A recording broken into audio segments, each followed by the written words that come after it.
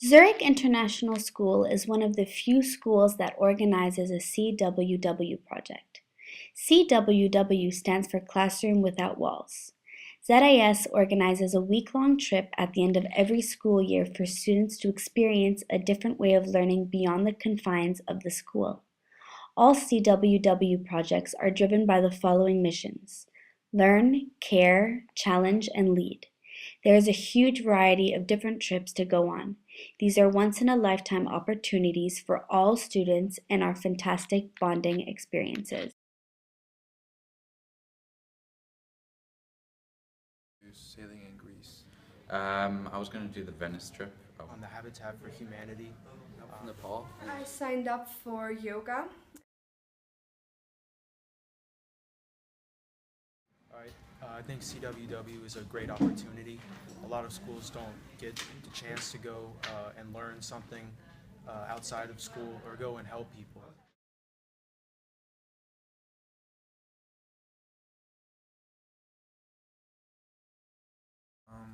I don't really like the system they have in place this year because last year we were able to because we had a problems signing up this year because so many people wanted like one specific choice, and I think that if we had the system of last year where you'd have three choices that you'd like, it would be sort of easier to get in to your most favorite one, and then if you don't like it, you would be able to go to your second favorite CWW. The system this year was absolutely terrible. I mean, there was screaming, shouting, crying. People were crying. I didn't get my choice. Oh. I mean, it was absolutely hectic in my advisory. I mean, I was just like, "What's wrong with you?" A lot of people didn't get their choice, so they go, "Oh, let's just do a redo, guys. That was just a practice." I think we should have just done paper like we did, like a lot of the 11th and 12th graders did last year, and also 10th graders. I think it's just ridiculous with all of the online stuff. So, yeah. The sign-ups this year, it was really stressful because first, like, everyone wanted to go into like one specific trip, and then it was like full after 2 minutes. And so like a lot of people complained, especially the seniors, when they want to go on their last trip with the school with their friends to a nice place, and then like some small like 10th graders want to get in between. That's not okay. But I really like the system last year and also the previous years when you had three choices, and if you didn't get into your first choice, you were able to get into your second choice or third choice. And this year that's not the case. So if you don't get into one of the other trips, like, you don't really know what's gonna happen. You sign up for it like a couple of months ago. You signed in a couple of months ago, like what else you would like to do. But I mean, of course, like, what if your friends get into the first trip and then you don't? That would kind of that wouldn't occur. Like, that people wouldn't like that. And yeah, well. Okay.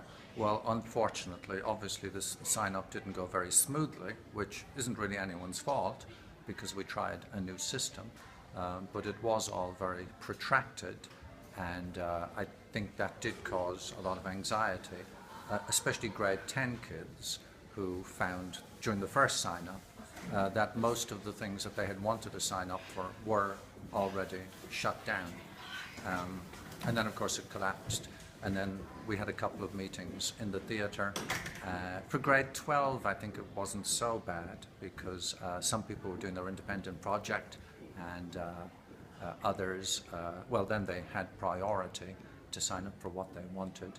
Well, that's definitely been interesting. The first sign up, our idea was to ask students what they were interested in and figure out how many of each trip we needed, and then go and plan that, and then just have people sign up. And well, that didn't really work so well. It seems a lot of people changed their minds from the first interest survey. So the numbers we thought were going to work well, and then to have some space to spare, well, that's not exactly how it worked out. So very clearly we just needed to go back to the drawing board and redesign the process. The second process works on the same principle. We want to really offer each student the trip that they're most interested in, because we think that that's when they're really going to engage with learning that's going to mean the most to them. So what we did this time was first do the sign up for the trips where we have no choice, where we do have to cap the numbers, which is Nepal, Tanzania, Sri Lanka, and Morocco. And so we asked students to apply for that trip, and we would use what we felt was a fair selection process. First grade 12 students, then grade 11, then grade 10, based on how that student had showed commitment to service projects in the past, to show that this was really something that they were interested in and dedicated to. And that went really well. Everyone who signed up got their first choice, and the trips are full, except for Sri Lanka, there's still some spots. And then we've moved on now to the other trips. Staggered it, grade 12 on Wednesday, and then grade 11 on Thursday, and grade 10 is signing up today, which is Friday. And the only reason to do that is so that if there are any tech glitches or there are any questions, then it's much easier with the size group to be able to just do it slowly, more calmly. And so far it's looking really good. There are some students who decide to go on an independent trip. These trips are optional, however, they are known as the alternative for the CWW. These trips are independently organized by senior students. This project may be done individually or with a small group of students. Well, I'm going to Myanmar. And I'm planning on going to Iceland. I'm doing it with Dominique Stassen, and we had a very strong tie with the newspaper, so something we were doing outside of class, and we really reiterated that in our plan. So I'm doing it with Maya Forberg, and we really want to go to Iceland, and I think that came across in our presentation. I think in some perspectives they were like some perspectives, and I think they really weeded out like the whole BS, so they could tell right away which trips were actual good trips and which ones were just island hopping in Greece. But also like I'm going to Myanmar, and Myanmar is a war zone, so.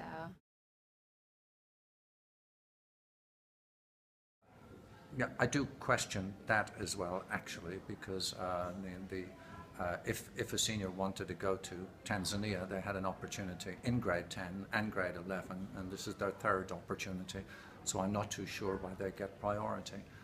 I do find it unfortunate this year. I offered two CWWs. There was no interest. There seems to be very little interest in, say, academic learning trips. I still feel that the system is not correct. For me, the CWW seems to be somewhat a holiday at the end of the year. Paul Doolin has brought in a different way of looking at the CWW trips. Do students look at it as more a holiday or an academic learning experience? I think the CWW trips give ZIS students an extraordinary opportunity. I went to Sri Lanka 2 years ago, and it was a life-changing experience. I saw things every single day which I don't normally ever see or think about. I think it is very important to visit other countries, especially underdeveloped countries, in order to learn about totally different cultures. Regarding the sign-up process, I thought it was extremely hectic. I preferred how it was administered last year due to the fact that we were asked to justify which trip we were interested in with an in-depth essay stating the reasons for our choices. I was very eager to participate in the Sri Lanka trip, which is why I prepared the essay to perfection 1 week before the due date. This year, the students only had to click on a few buttons without justifying their reasons. This year's process I found to be quite superficial. In addition, I do feel that seniors should get priority in their selection because it is our last year at ZIS and therefore our last opportunity to participate in one of these CWW trips.